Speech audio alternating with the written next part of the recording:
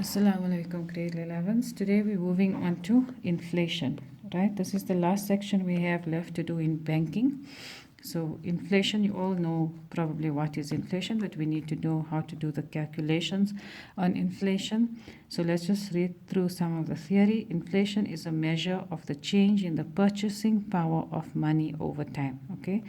Inflation therefore represents the average increase in the price of goods and services over a period of time. So you know when you have in 1 year you're buying an item for 10 rand, and the following year with inflation increase it's going to be 12 rand. So the price of the goods are increased by 2 rand, so that's the inflation amount, right? It is usually calculated from a particular month in a year to the same month in the following year, right? So which means that if it's January of this year that the price is 10 rand, then the price of it the following year will become in January 12 rand, right? It can also be calculated month to month or as an average over a year, right? We're usually working with the calculation for the next year. The inflation rate is the percentage change in the cost of goods from 1 year to the next, and this is what we have to concentrate on.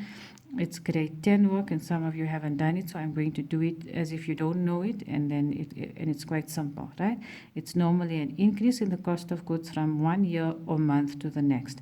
For example, an inflation rate of 7.4% for January 2016 means that from January 2015 to January 2016, the price has increased by 7.4%. So the general formula is what you need to learn. Inflation rate is equals to the price difference over the original price multiplied by 100. Okay, so let's do a question, and let me just see for an example here so you can understand the question, right? So look at this here. Okay, let's just complete this. The rate of inflation is determined by the statistics in South Africa. They determine the rate of change in the price of about 2,500 goods and services on a month-to-month basis, right? So it's based on statistics and it's provided by the government. We don't have any choice about the rate of inflation. It's just imposed on us, right? Inflation represents compound interest, okay? So we'll see now why we're saying that. Since the inflation rate works within percentage increase, we will recap two methods of calculating the percentage increase. Okay, so now this one here, if you have calculate the increase 100 rand by 7%. Now all of you have a different way of doing it, right? Calculate the increase and add it to the original amount. So the increase is 7 over 100, so it's 7%. You're multiplying it by 100 rand, which is 7 rand, and then you're adding it back to the 100 rand and you're getting 107 rand. Okay, I prefer this method here, it's easier. Okay, so what we've done in the first method, 100 rand times 7% gives us 7 rand. Then we're adding it to the 100 rand and we're getting our new price of 107 rand. So your old price was 100 rands and the new price is 107 rands. I prefer the easier method. You take 100 rands and you're multiplying it by 107%. Okay, which gives you 107 rand. It's a shortcut, and if you get used to it, it's very simple, or if you prefer to do it that way, it's up to you.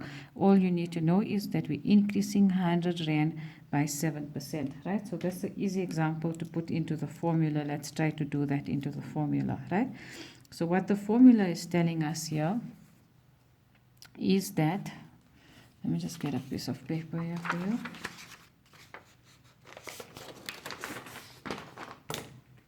Okay, so let's do this one here, right? So we've got our formula is telling us our inflation rate is equals to the price difference divided by the original price. Okay, you have to learn this and you'll remember it. It's very logical. Multiplied by 100 because we're trying to get a percentage out. So what is our price difference here, right? Okay, our price difference is our new price became 107 rands. So we're going to say 107 minus our 100, okay, can you see, divided by the original price, which was 100 rands multiplied by 100. So what am I doing? I'm saying 107 minus 100, which is the price difference. It went up, the product costed me 100 rand. Now after inflation and increase of 7%, it's costing me 107 rand, so my difference is 7. I'm dividing it by 100 and I'm multiplying it by 100, which gives me 7%.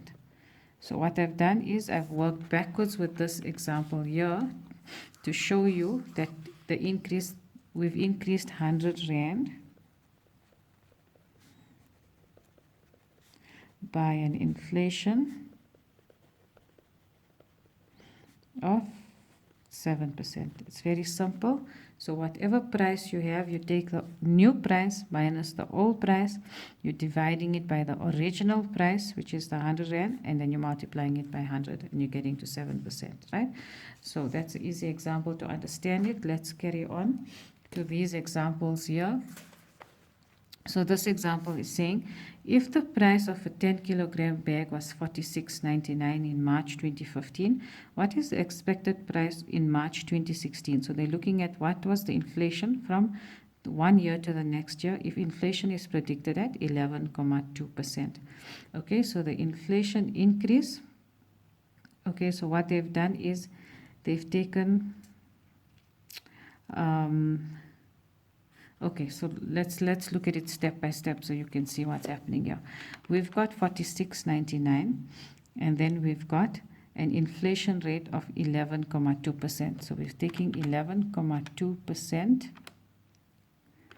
multiplied by 46.99. Okay, sorry, 46.99 multiplied by 11.2%. It's 5 rand 26. So what is going to happen to this price here the next year? It's going to increase by 5 rand 26. So what they're saying is from 46.99, you're going to add 5 rand 26, and then it'll become 52 rand 25. So all we have done is, what is the expected price of it? We've worked out that 11%. The easier shortcut method is you can take 46.99 and you're going to multiply it by 112.2% and you're going to get 52.25. It will become 52.25, right?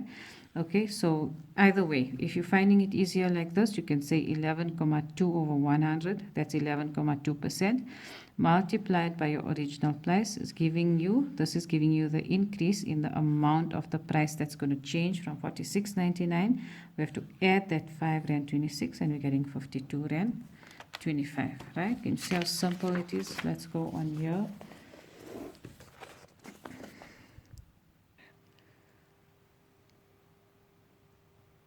Okay, we're carrying on now, right? We're going to do another example. If a small flat costs 425,000 rand in 2015 and the same flat costs 486 rands in 2016, calculate the inflation rate, right? So that's the inflation rate, is that formula that we just did. You're going to look for the price difference over the original price multiplied by 100. So we took 486,000 minus 425,000, which is the new price, minus the old price divided by the old price. You're getting 61 over 425 times that, and you're working out the inflation rate. Okay, in the first example they gave you the inflation rate and you had to work out the new price. Here they're giving you the new price and you have to work out the inflation rate.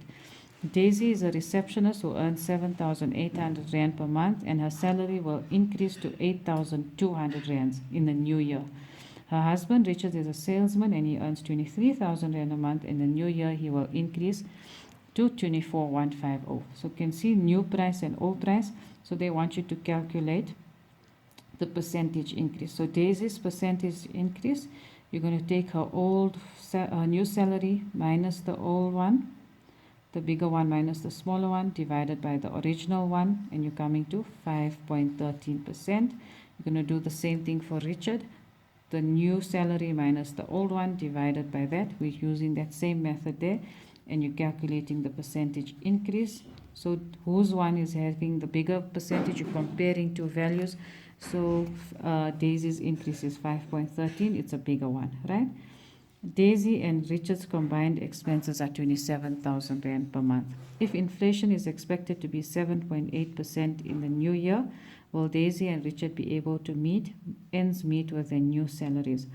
So look at the 27,000 Rand and how much is their expenses going to increase by 7.8%.